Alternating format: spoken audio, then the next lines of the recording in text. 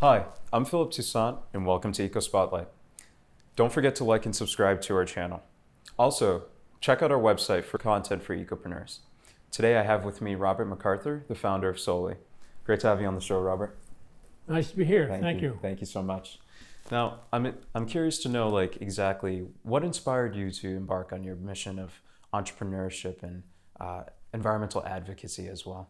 The climate's in crisis. We need to do something about it. And we think it's time that the consumers got involved in helping climate by lowering the carbon footprint and not having to pay for it, by actually being rewarded by shopping from merchants that will attach Soli points to their goods and services, such that every time you make a purchase, it reduces the carbon footprint. I'm really intrigued by the name Soli points. I was doing some reading, I did some background research. I noticed that Eco Value Points was the original name, and that was the original name that you started with. What made you transition to Soli? Well, originally we were Green Campus Points because we tested it at Boston University. Okay. And that was too narrow a focus, and then we were in Mass Challenge. Yep. We changed it to Eco Value Points. Yep. And then we went to a branding firm, and I said, you need to stand out because your model is so unique. You just can't be lost in the noise with all the echos and the greens out there. And so they came up with Soli, which really doesn't stand for anything, but it's like Xerox and Kleenex and Kodak. Yeah. We're hoping to build our brand as Soli to stand out from every other loyalty plan, because we are the only loyalty plan that addresses climate remediation. Really? And that's what distinguishes you from other platforms? Correct. All the other platforms is some form of cashback on miles, and it really doesn't do anything for the atmosphere. Wow. Our focus is on really reducing the carbon footprint. And, I find it interesting that you target millennials as well. Now, I know that about $200 billion is spent in consumer spending in regards to millennials. Why the target of millennials? Is that the only reason, or is there more to it than that? Because the millennials and the Gen Zs really understand the problem. And every single academic institution has curriculum on sustainability and have clean energy clubs and whatnot. So if you're going to start marketing something new, it's easiest to market to people who really understand what you're doing and have a passion for adopting what you are doing. So that's a starting point for us. But we hope to grow from there by engaging all other marketing verticals, such as hospitality, travel, sports, entertainment, and consumer products goods.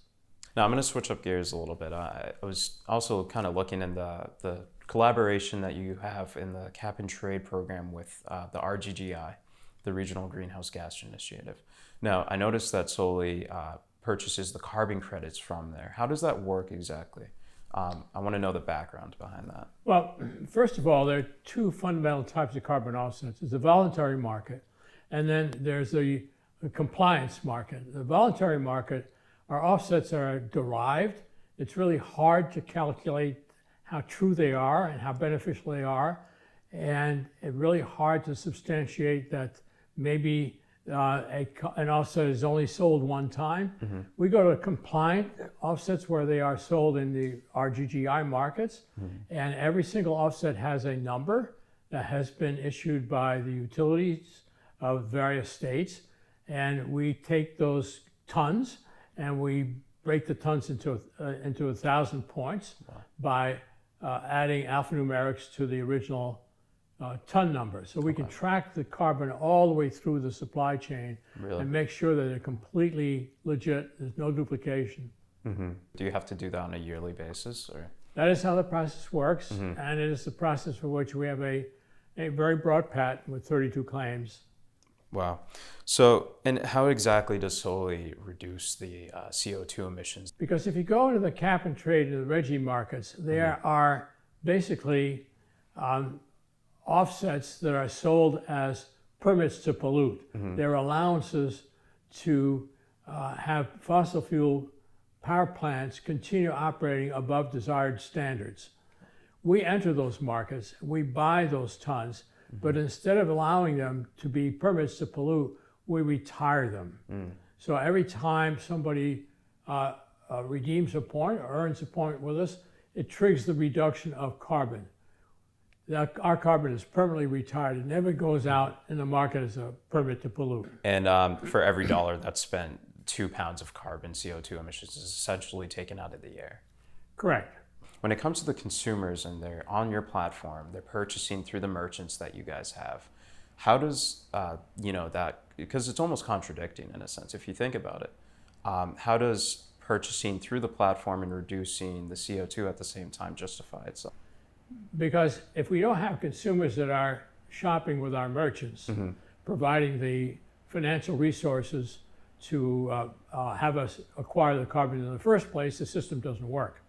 So we need to have consumers purchase from our merchants that append Soli points to their goods and services.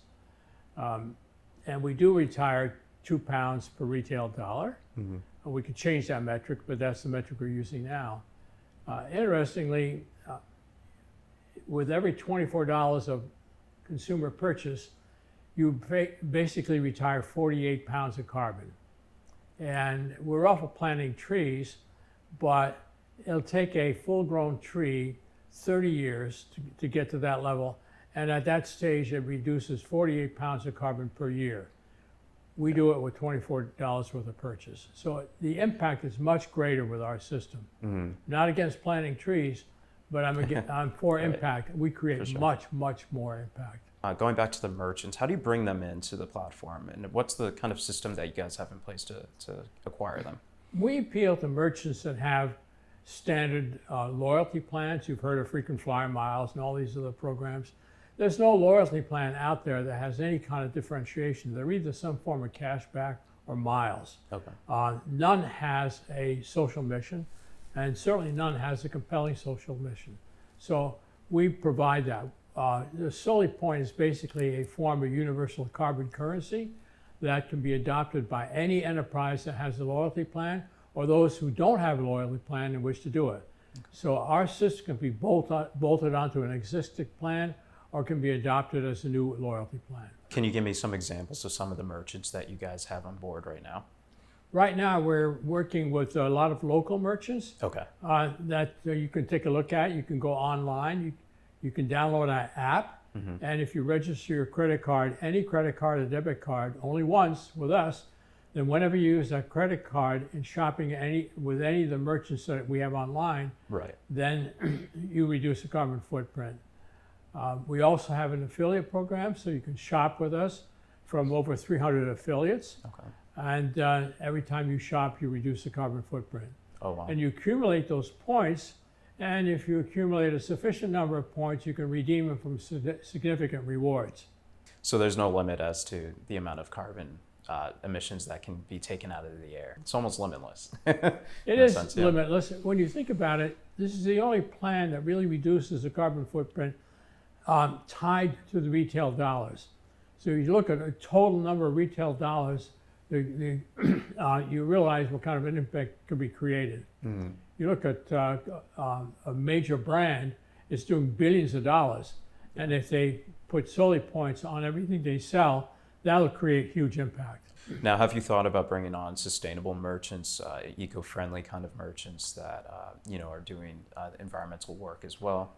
Yes, certainly. We're not against them. We're for them. But our real differentiator is to bring people who are not there yet. Right. We love to bring on brands that, for one reason or another, are not able to sell sustainable products or elect not to. Your target is really the bigger brands. A lot of the time, those brands are not as sustainable as those smaller businesses that are trying to prove themselves as eco-friendly. Now, why is it that you try to target more of those bigger brands rather than the smaller merchants?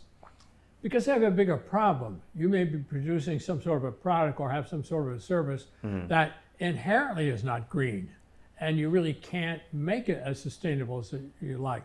So some of these companies and light companies are actually buying offsets because they offset what they can't reduce in their own operations and supply chains. We make it easy for them. So you're giving them an opportunity to be able to Right. be eco-friendly. Right, because basically we are offsets in point form. I was curious about your sister company, the Climate Remediation Foundation.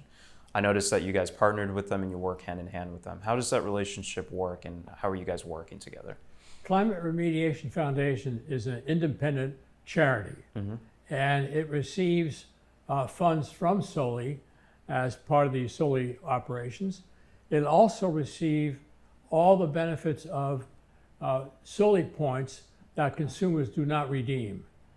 And the function of Climate Remediation Foundation is to, in turn, pass those benefits on to an alliance of kindred environmentally focused nonprofits. So Climate Remediation Foundation at this point has the National Wildlife Federation as an alliance member. It has the Adirondack Council as an alliance member. It has the American Sustainability Business Council. It has Second Nature. Wow. It has Climate Exchange. It's in discussion with Sierra and other major nonprofits, Audubon, to bring them on board.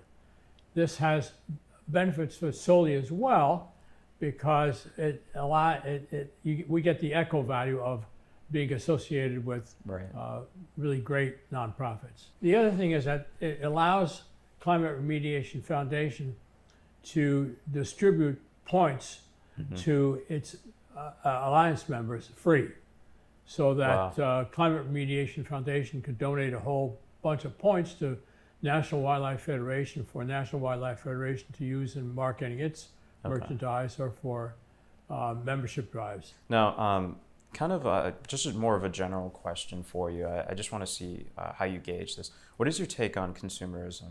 It depends on the age of the consumer, actually.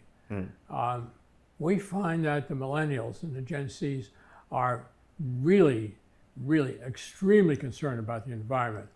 And to demonstrate that, a few months ago, this 16-year-old from Sweden said that she was going to go on strike on a particular Friday. And she organized a student strike. There were 1.4 million students that left school. And the message to their parents was, why should we go to school? You're not creating a world that we can live in. It just shows you that the younger people are extremely concerned. And people my age and a little younger than I, which is most of the population, shouldn't be passing this problem on to the younger generation. We need to do something about it. More and more people realize that this is a critical thing that must be done, and it can't be done just one way. We're all in the climate together. We all need to do this together. And we think one way to do it is to bring consumer shopping power to help save the planet. And this is what Soli does. Now, when did you realize that for yourself, your kind of like personal just intake on that and in your life? Well, I was involved in the oil shortage in 1976, going way back. But I really saw a change in the climate starting with about 1980, because as a avocation, I make maple syrup. And maple syrup is probably the world's most climate sensitive of all crops. It depends on a very delicate balance between freezing nights, not too cold, and warm days, not too hot. So it's you need that Goldilocks moment. Sweet spot. Right, sweet spot, exactly. Yeah. And it only occurs for maybe 10 or 15 days, ideally during the spring. Wow. And I began to see a shift that whereas over history in our sugar bush, we would be tapping the 7th of March, and then became the 4th of March, then it became the end of February, and then it became the mid-March. Right now, you see people tapping in January.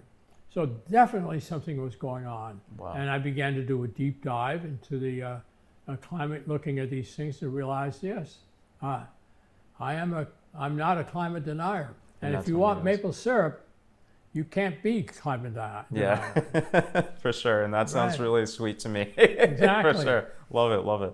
That's really awesome. And it's so funny. Every pancake should have a Soli point on it. I agree 100% with that. Right. And no, that's really amazing. And it's funny because a lot of the older generations, they just weren't impacted in that same way.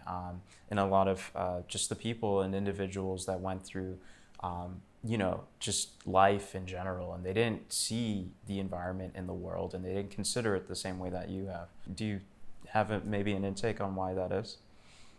Well, I just don't think, it's like putting your hand on a hot stove.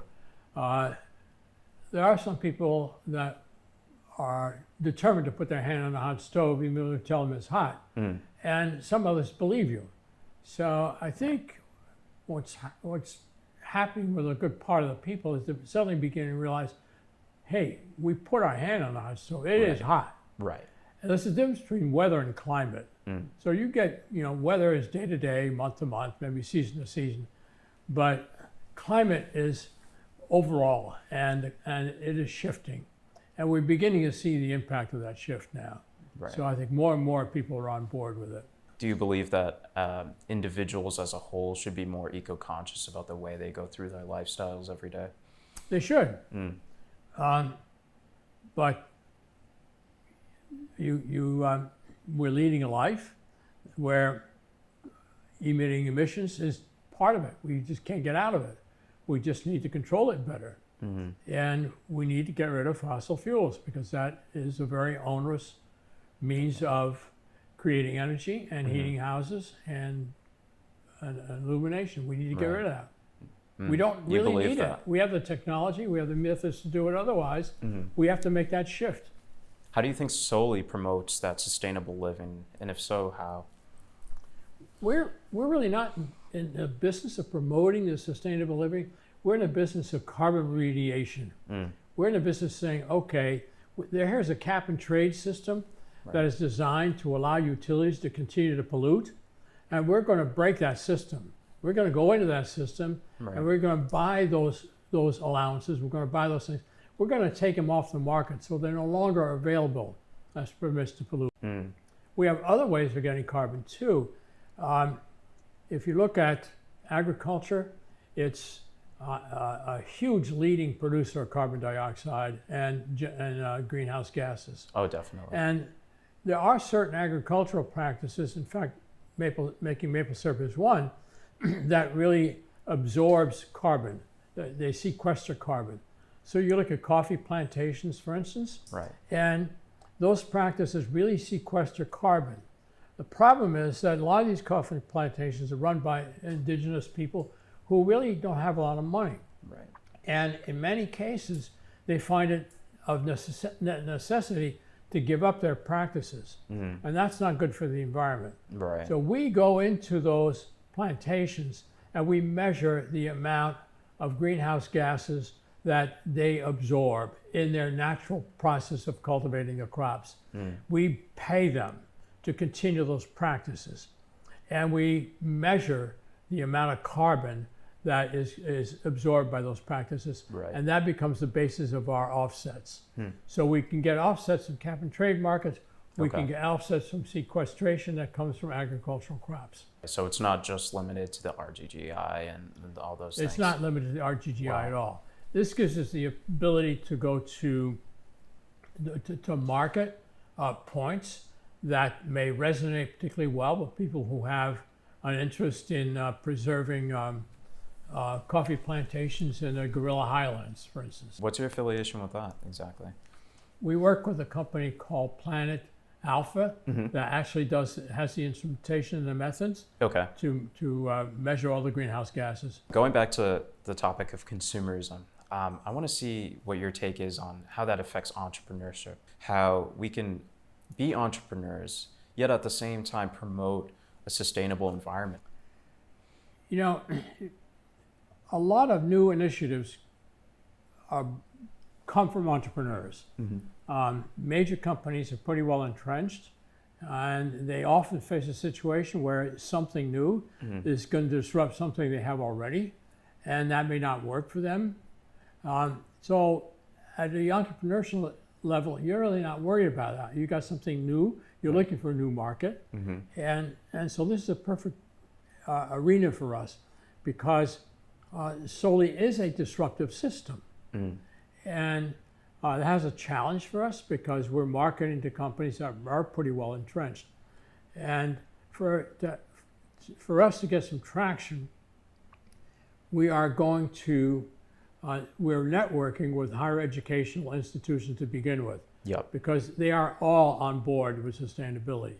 And we're doing what's called push marketing. We're actually distributing points free to faculty, staff, and students. Really? Now that means nothing to them until they can really redeem those points for value. But if I've got 1 million students all holding points, I then have a better chance of going to a brand and saying, would you like that traffic? Because they're looking to redeem those points. And then, Mr. Brand, you need to buy our points or you need to pay for the redemption of the points. So this is one way of getting a system working and creating some traction. There are other ways, but this is one way that we've elected to do it. Definitely a smart way. It's a great marketing tactic to be We'll able see to how smart it is. For sure. But we have a number of academic institutions interested. So Boston University, where I've been connected for years, is interested, and we're going to be launching with BU. And the 5 campuses of UMass have expressed interest. MIT is interested, Tufts is interested, Northeastern, where I think you went, is interested. Right. Yeah. So in Greater Boston, we have a number of institutions that are interested. And then there's an association called the American Association for Sustainability in Higher Education. Thank God, AASHE. But it has over 1,000 institutions across the country. Wow. All focused on sustainability. I'm glad to hear that, clearly you guys are having success in your growth and being able to reach out to those campuses. Yeah. Have you thought about moving kind of throughout the country to take it to a national scale? Yes. If you look at a model like Soli, and I've been in a number of different startups, Soli is unique in that it cannot be successful in small. You have businesses that are small and are very successful. Right. A loyalty plan such as Soli cannot be successful in small. It has to be big. So what you really need to look out for is scaling. If you scale too fast, you can lose the business.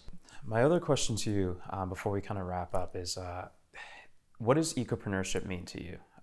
For me, my take on it is really conducting business while considering the environment as well and being that eco-conscious entrepreneur. What would you say is your take on it? Well, I'm passionate about the necessity to do something about the climate. And I just like the idea of being able to take that passion and mold it into a service that I believe really is going to be able to create the largest environmental impact that anyone has ever seen, because it is tied to daily purchases. Every single consumer at any level, every day, can create measurable impact as long as Soli points are attached to what they buy. I see no reason why that can't happen, and I believe it should happen. I believe the time has come where commercial enterprises need to own up to the fact that they've been creating carbon, and they should stop externalizing the problem on the consumer. So as an entrepreneur and being passionate about it, I find, okay, how do I solve this problem? What can I do? And I just hit on the idea of doing it this way. Now, our last question. Clearly, climate change is destroying our planet, unfortunately. I'm sure you've read in recent reports, environmental scientists around the world have come to the conclusion that we have about a 10 to 20 year scale at this point to reverse the effects. Now, regarding this predicament, what is your message to the viewers about climate change? What do you think is what we should work towards and how we should combat that? Interestingly, if we ceased emitting any carbon today, we would still have this climate problem for generations, because the greenhouse gases are in the atmosphere as a huge blanket. It allows the sun to come through to heat the planet, but as a blanket, it prevents the heat from escaping. So even if we do not put any more carbon in the atmosphere, we are going to be suffering this problem for a long period of time. The problem with our continuing to emit carbon is that we're aggravating the situation. We're making it worse and worse and worse, so that we are prospectively reaching a level where it's going to be completely unsustainable. So we need to stop it right away, not 10 days from now, today, in every single means. So I mean every single means. I mean, I'm for the carbon tax. It's hard for me to see how that's going to roll out. Right. I'm for Soli, obviously. I'm for individual consumer behavior. I'm for rewarding consumer behavior to really do sustainability. I'm for every single initiative that allows the planet to cool down a little bit and gives an opportunity for the younger generation to really have the benefits that I had growing up. I didn't have this problem growing up. And I desperately want to continue making maple syrup. Definitely. Great. Thank you for being on the show, and it's a pleasure. Thank you so much. Thank you.